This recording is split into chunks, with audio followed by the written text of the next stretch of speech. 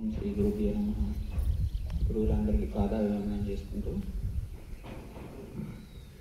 నాతోటి విద్యార్థులు అంటే ఇప్పుడు నాతో పాటుగా ఈ శిక్షణ శిబిరంలో వచ్చిన అందరికీ కూడా నమస్కారం తెలియజేసుకుంటూ, నాకు విశాఖపట్నంలో ఉన్న ఆర్య సమాజంతో గత 2 సంవత్సరాలుగా పరిచయం ఉన్నది. కానీ అక్కడ ప్రతిరోజు నిత్యం యజ్ఞం చేస్తున్నాం. కానీ అక్కడ తిరుమల లక్ష్మణరావు గారు నాకు ఇక్కడ శిక్షణ శిబిరం జరుగుతుంది అనేసి తెలియజేసి వారే టికెట్ తీసుకొని నన్ను పంపించడం జరిగింది. ఈ లోపల నేను గురువుగారికి ఫోన్ చేసి, గురువుగారు నాకైతే ఏమీ రాదు, నేను ఒక మట్టి ముద్దని, నన్ను మీరే తయారు చేయాలని చెప్పి కూడా నేను చెప్పడం జరిగింది. ఏం పర్వాలేదు, నువ్వు వెళ్ళేటప్పటికల్లా నువ్వు మంచిగా మాట్లాడగలుగుతావు, నువ్వు నేర్చుకోగలుగుతావు అని చెప్పారు. అన్నట్లుగానే 20 రోజుల శిక్షణ శిబిరంలో ఎంతో నేర్చుకోవడం జరిగింది. ఎంతో నేర్చుకున్నాం అంటే ప్రజెంట్ మనకి పూర్వ వాసనలన్నీ కూడా పోవు కాబట్టి వాటి ద్వారా నాకు పలకడం ఒక్కొక్కసారి స్పష్టంగా రాకపోయినప్పటికీ ఇక్కడికి వచ్చిన తర్వాత ఎలా పలకాలి, ఏ ఒత్తులు ఎలా పలకాలి, ఎక్కడ దీర్ఘం తీయాలి, ఎక్కడ కట్ చేయాలి, ఇలాంటివన్నిటినీ కూడా గురువు గారు 1-2 సార్లు చెప్పి వాటిని సెట్ చేయడం జరిగింది. అది నా యొక్క ప్రయత్నం వల్ల నేను చేసుకోవడానికి అవకాశం ఉంటుంది. ఇది ఈ యొక్క శిక్షణా శిబిరం కొద్ది రోజులే పెట్టారు కాబట్టి దానికి ముందు కేవలం గైడెన్స్ లాగా, అంటే మనకు మార్గదర్శకం లాగా పనిచేస్తుంది.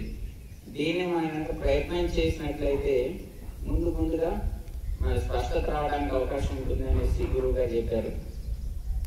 దాన్ని ప్రయత్నం చేస్తూ నేను ముందుగా ప్రతిరోజు కూడా ఆర్య సమాజంలో ఉన్నటువంటి పుస్తకాలను చదువుతూ స్వాధ్యాయం చేస్తూ నా యొక్క ప్రగతిని పెంచుకోవాలనేసి అనుకుంటున్నాను. దానికి ఇంత మంచి వాతావరణం కల్పించి అసలు ఇక్కడికి వచ్చిన తర్వాత ఇంటి జాస కానీ అసలు ఏ ఆలోచన లేకుండా పూర్తిగా నేర్చుకోవడానికి అవకాశం వచ్చింది. ఎన్నో చోట్ల మనం చూస్తూ ఉంటాం వాతావరణం, ఆలోచన కాకపోతే ఎప్పుడు బయటికి వెళ్ళిపోదామా అనిపిస్తూ ఉంటుంది. కానీ ఇక్కడికి వచ్చిన తర్వాత అసలు పూర్తిగా ఇతర సభ్యులతోటే సంబంధం లేదు. ఇక్కడ మనకి ఇంతకుముందు ఋషులు అడవుల్లోకి వెళ్ళేసి తపస్సు చేసుకునేవాళ్ళంగా, ఇంతకుముందు విద్యార్థులు కూడా గురుకులానికి వెళ్ళేసి విద్య నేర్చుకునేవాళ్ళంగా. అంట అనేసి తెలుసు. కానీ మనకి ఈరోజు ఈ యుగంలో పుట్టి కూడా మనం ఇలాగా విద్య నేర్చుకోగలిగాము, విద్యార్థులాగా వచ్చి ఈ వయసులో కూడా నేర్చుకోగలిగాము అంటే అంతా కూడా గురువు గారి చలవ. దానికి మేము ఎన్నిసార్లు కృతజ్ఞతలు తెలియజేసుకున్నా కానీ మేము తక్కువే అనుకుంటున్నాం. తర్వాత అసలు ఎవరు కూడా మనల్ని శిక్షించడం కానీ దండించడం కానీ ఇది ఇలాగే చెయ్యి, ఇది రేపు అప్పచెప్పు, ఇలాంటి ఏ కండిషన్ పెట్టకుండా చక్కగా మనకు ఒక విద్యని ఉన్నతంగా నేర్పించడానికి, ఉన్నతంగానంటే ఉన్న దాంట్లో ఉన్నతంగా మనం ఇప్పుడు నేర్చుకునేది ఎంతైతే ఉన్నదో దాన్ని మించి నేర్చుకోవడానికి అవకాశం ఇస్తూ మనల్ని ప్రోత్సహిస్తూ మన యొక్క ఈ విద్య అనేది దేనికి ఉపయోగపడుతుంది, ఈ విద్యను నేర్చుకోవడం వల్ల మనకేంటి ఉపయోగం, ప్రజలకి ఏంటి ఉపయోగం, మనం ఏం చేస్తున్నాం అనేది కూడా స్పష్టంగా తెలుస్తుంది. మనకేంటి ఉపయోగం అంటే మనం శుద్ధి అవుతాం, మన ఆహార శుద్ధితోటి మనం సాత్వికత వస్తుంది. తర్వాత స్వాధ్యాయం వల్ల మన మెదడులో ఎప్పటి నుంచో మూలబడినటువంటి న్యూరాన్స్ అన్ని కూడా యాక్టివేట్ అయ్యి చక్కగా వేద విద్యను అభ్యసించడానికి అవకాశం వచ్చేలాగా తయారవుతున్నాయి. వేదాలు శృతులు అంటారు, మనం ఇక్కడ కూడా నేర్చుకుంటున్నాం. కానీ మనకి పుస్తకాలను కూడా అందించి మనకి చదువుకోవడానికి కూడా అవకాశం ఇచ్చారు. మళ్ళీ మనం ఇంటికి వెళ్ళిపోయిన తర్వాత మళ్ళీ సెల్ ఫోన్లు, బంధనాలు, బాధ్యతలు వీటిల్లో ఉండిపోయి మనం ఇంకా నిర్లక్ష్యం చేసినట్లయితే విద్య మళ్ళీ పోతుంది. అసలు అటువంటి ఇక్కడికి వచ్చిన తర్వాత ఎటువంటి ఆలోచన, కనీసం ఇంటికి ఫోన్ చేద్దాం అన్న ఆలోచన కూడా లేకుండా ఎంతో చక్కగా నేర్చుకునే అవకాశాన్ని ఇచ్చారు.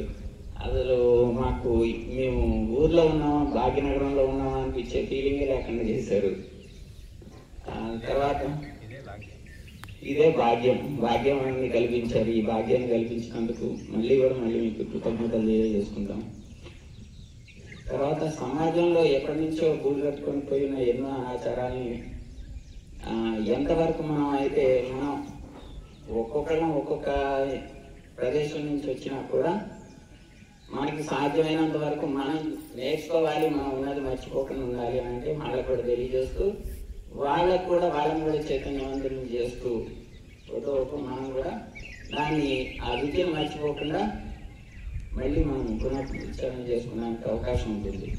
కాబట్టి గురువు గారి ఆశయాన్ని మనం నిలబెడుతూ మనం వెళ్ళిన తర్వాత ఈ విద్యను మర్చిపోకుండా మనందరం కూడా ఒక సభ్యులుగా ఉండి ఒకళ్ళకి తెలియని ఇంకొకళ్ళు తెలియని ఇంకొకళ్ళు కాకపోతే గురువు గారి వీడియోలు చూసైనా లేదా ప్రత్యక్షంగా ఫోన్లో మాట్లాడుకునైనా సరే మనకున్నటువంటి సంశయాన్ని తీసుకుంటూ మనం ముందుకు సాగాలనేసి కోరుకుంటున్నాను. నాకు ఈ అవకాశం ఇచ్చినటువంటి గురువు గారికి ధన్యవాదాలు తెలియజేసుకుంటూ నేను ముగిస్తున్నాను.